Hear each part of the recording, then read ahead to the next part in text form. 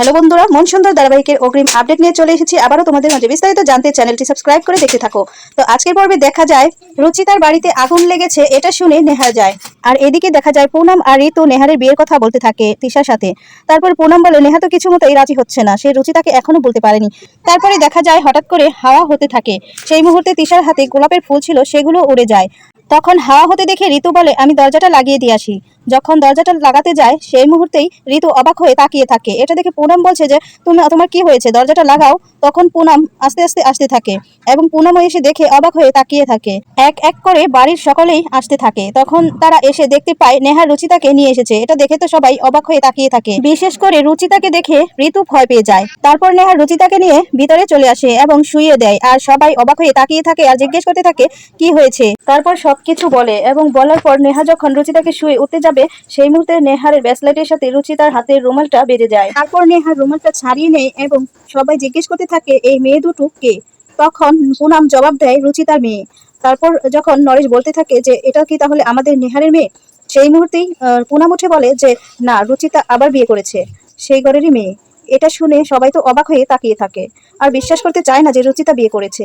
আর এদিকে দেখা যায় পিঙ্কু এই মেয়ে দুটোকে দেখে খুব রেগে যায় এবং উপরে চলে যায়। তারপর দেখা যায় রুহি আর জুহি তার মার জন্য প্রার্থনা করতে থাকে। তখন ঠাম্মি বলে চিন্তা করো না, তোমাদের মা ভালো হয়ে যাবে।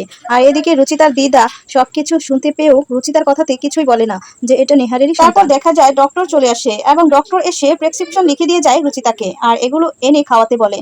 তখন নেহার বলে ঠিক আছে। এখনো রুচিতার জ্ঞান ফিরে আসলো না। এটা দেখে তার মেয়েরা খুব চিন্তিত থাকে এবং খাটুজির কাছে প্রার্থনা করতে থাকে আর গীতা পড়তে থাকে। সবাই তখন ওখানে থাকে আর সবাই অবাক দৃষ্টিতে তাকিয়ে থাকে, একদম রুচিতার মতো। তারা মনে মনে ভাবতে থাকে একদম রুচিতার মতো হয়েছে। আর নরেশ দেখে তো খুব খুশি হয়, ঠাকুমা দেখেও খুব খুশি হয় যে রুচিতার মতো একদম সবকিছু, স্বভাব চরিত্র সবকিছুই। আর ঠাকুমা আস্তে আস্তে তখন বাচ্চাদের কাছে আসে এবং আসার পর ঠামি এসে বলে এগুলো কার কাছ থেকে শিখেছো, নিশ্চয়ই মার কাছ থেকে। তখন বলে হ্যাঁ। আর এদিকে নরেশ এগুলো শুনে খুব খুশি হয়। তারপর ঠাম্মি তাদের হাতে প্রসাদ দেয়। প্রসাদ দেওয়ার পর এটা পিঙ্কু দেখতে পায়। পিঙ্কু দেখে খুব রেগে যায়, রেগে গিয়ে হাতের উপর ঢিল দেয়। ঢিল দেওয়ার পরও পরে না প্রসাদটা বাঁচিয়ে নেয় তারা। তখন বলে প্রসাদ খাবে, তাহলে বললেই তো হয়।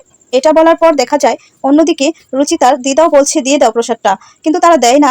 তারা চালাকি করে, তারা বলে প্রসাদ খাবে, এটা বলে তার হাতে দিতে যায় সেই মুহূর্তেই তারা মুখে দিয়ে দেয় এবং এটা দেখে অবাক হয়ে যায় আর পিঙ্কু কান্না করতে থাকে। এটা দেখে তো নরেশ, ঠাম্মি সবাই হাসতেছে আর এদিকে পুনম রাগারাগি করতেছে।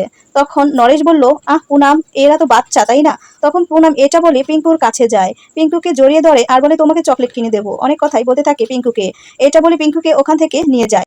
এখনকার মতো আপডেট এ পর্যন্তই। পরবর্তী আপডেট সবার আগে পেতে অবশ্যই চ্যানেলটি সাবস্ক্রাইব করে পাশে থাকা বেল বাটনটি অন করে দিবেন। আর ভিডিওটি যদি একটু ভালো লাগে প্লিজ একটি লাইক, কমেন্ট, শেয়ার করবেন। আর আমাদের চ্যানেলে প্রতিনিয়তই